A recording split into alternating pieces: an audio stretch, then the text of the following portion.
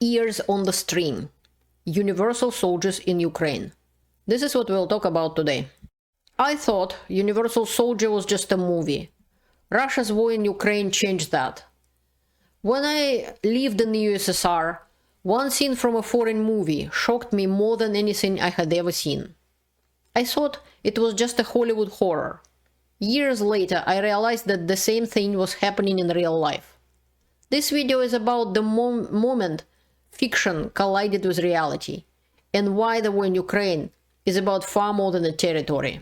This video is based on my post on Quora, which had over 10,000 views, and also in the end I will do a little update on what is happening in Ukraine right now. Hello there, I am Elena, welcome back to my channel Enough of Propaganda. When I grew up in Russia, USSR, we had only movies made by the government or approved by the government. Several foreign movies were bought by the USSR, some were stolen, made it into our movie theaters. There was no sex, violence or blood shown on the screen. After Soviet leader Gorbachev started renovation or perestroika, renovation of dying USSR, we started to see more foreign movies. The first real horror I experienced when I was watched Universal Soldier, this 1992 film, when a character had human ears on a string as a memento of his kills. This was a shock of my young years. The main character, the bad guy, was Sergeant Andrew Scott. He was portrayed by Dolph Lundgren. Little did I know that my country committed this and even more horrific crimes for decades. This is my video about Bucha, by the way. After the USSR fell, Russia continued these crimes in Chechnya, Georgia, Ukraine since 2014 and continues to commit today, as well as in Syria, Africa and other places. This is Slavyansk, 2014. A recent information from the war in Ukraine, 2014 present, is even more shocking. Ukrainian sources have obtained an archive of Major General Demurchiev's personal data by undisclosed means, almost certainly by hacking his phone. The correspondence, published in part by Radio Liberty, contains open references to war crimes against Ukrainian prisoners of war. This is what the channel Current Time says. A Russian military commander, Roman Demurchiev, bragged to his family and colleagues about the torture, executions and desecration of the bodies of Ukrainian soldiers. This follows from an archive of his correspondence from 2022 to 2024, which was reviewed by Schemy and Sistema. We have confirmed the authenticity of the correspondence and reconstructed the context of the events described therein. Numerous descriptions, photos and videos of atrocities prove that the Russian command is not only knows about such practices on the front lines, but also encouraging them. So this is basically not a bug, this is a feature. The same information is also reposted on Twitter. You can read it either here or there. I confirmed this through several other reliable sources. Journalists from Sistema and Schem examined the archive of correspondence from 2022 to 2024. They established the identities of both who was involved in it and the parties mentioned in the materials. You're welcome to read it for yourself. It's a lot of horrifying information, and this is even Kadyrov was awarding Demurchiev. That's what he's standing. Brave piece of garbage of a human being. And lots of information is in here. The article is saying that Russians basically dismembers Ukrainian POWs with shovels. Keep in mind that these are the war crimes. The killing of prisoners, lynching, torture, and amputation of limbs are prohibited by the 1949 Geneva Convention relative to the treatment of prisoners of war. And Russia, as a legal successor of the USSR, is considered a party to this convention. This is not an opinion, this is international law. International humanitarian law also describes the responsibility of the commanders for the actions of their subordinates. A commander is responsible not only for directly ordering murder or torture, but also for cases when he knew about the violation committed and didn't attempt to prevent the crime or bring the perpetrators to justice.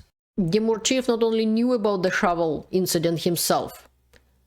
Judging by the correspondence they examined, he reported to his immediate superior, General Oleg Mityaev, commander of 20th Army. And the commander Mityaev highly appreciated it and said the prisoners who took the point, they chopped them up with shovels. God willing, they will survive. They should definitely be nominated for an award, so they will be even rewarded for this. As I said, I confirmed this, and this is all true. But it's even worse than it looks. And this is not new. This is my video about Bucha. And if people thought the Bucha was something exceptional, Russia committed the similar crimes in Ukraine back in 2014 in Slavyansk, which is I'm saying about it, I'm talking about it in this video. And for example, I used also one of the original sources for this, it was Vice News, and which was showing it back then, which is in the beginning of the video. And somehow it wasn't treated as a big deal at the time. Business as usual, foreigners said. And unlike Universal Soldier, this is not a movie which you can turn off. This is a reality today. Now the USA can't even admit at the UN that Russia is the aggressor. Just recently, the USA abstained in the UN vote on support for peace in Ukraine. Meanwhile, Trump, in his speech, which will soon be as long as Putin's propaganda rambling, lied again, saying that the war wouldn't have started if he had been president.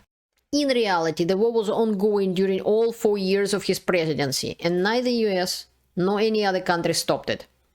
But at least Obama, Biden, and other world leaders don't claim that this hasn't been ongoing since 2014 or promised to end it in one day. After the war crimes in Bucha, Russia did the same in Izium, Irpin, Liman, and many other occupied places in Ukraine. In Kherson, Russian forces are hunting Ukrainian civilians with drones. It's a human safari. Still not a big deal according to Trump. He actually mentioned recently that he even considering visiting Moscow this year. And earlier he invited Putin to Alaska and rolled out the red carpet for him. Bygones Ukrainians, why don't you want to do business with Russia? It will be good for you. Seriously. Keep appeasing dictators. Let's see how that works out. Meanwhile, this is May 13th. This is a channel of Twitter for Vladimir Zelensky, president of Ukraine. This is what happens. Russian drone strikes again. He said that in total, since midnight yesterday, Russia has used more than 1,560 drones against our cities and communities. This is actually Kyiv. Russian drone strike 9-story residential building, and an entire section of the building has been completely destroyed. Dozens of people has been rescued, but tragically one person has been killed.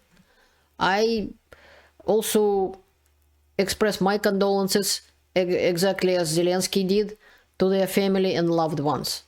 And even people still could be trapped by underneath of the rubble.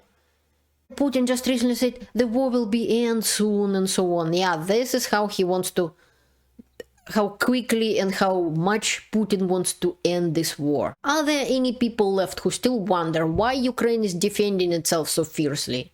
After reading the article I showed and watching my video, who still doesn't understand that the war in Ukraine is not a war over territory? Apparently there are some stupid foreign leaders who still yapping about let's take Putin at the negotiation table, let's negotiate with Putin. Oh boy, I would invite them to Canada, bring them into the forest and arrange probably the attack of the angry grizzly bear or angry badger and see how they will negotiate with the animal. This is what Putin is doing. Putin is the aggressor, Russia is the aggressor, and they don't want to stop. But let's not to finish on a bad note. This is a current time again, and they say that in the last 4 years about 5,000 Ukrainians get treatment in the countries of the European Union by the program of European medical help. And these people are not only military, but also civilians. This woman is Oksana Vasilenko. She actually former military, but she got cancer and she will be getting treatment in Europe. She said she wants to leave. She wants to see her daughter getting married. She wants to see her grandchildren. And let's wish her luck and success. And another good news for Ukraine. Canada commits $270 million to Ukraine as Carney addresses European summit in Armenia. This is our Prime Minister Mark Carney. And our Canadian government is doing what we, Canadian people, Canadian citizens, told them to do. We told them to support Ukraine and provide the aid for Ukraine. And that is exactly what our government is doing.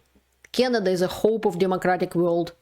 Not everything is lost just because United States and Trump are crawling down on their knees in front of Putin's feet. There are democratic countries who are fighting, who are helping Ukraine, and they will help Ukraine because that is we, Canadian citizens, demand from our government. There is hope, there is democracy, and there is truth in this world. Learn the truth, stay informed, and help Ukraine. Thank you for watching. See you later. If you liked my video, please like, subscribe, share, write the comments. Let's make truth available for everyone.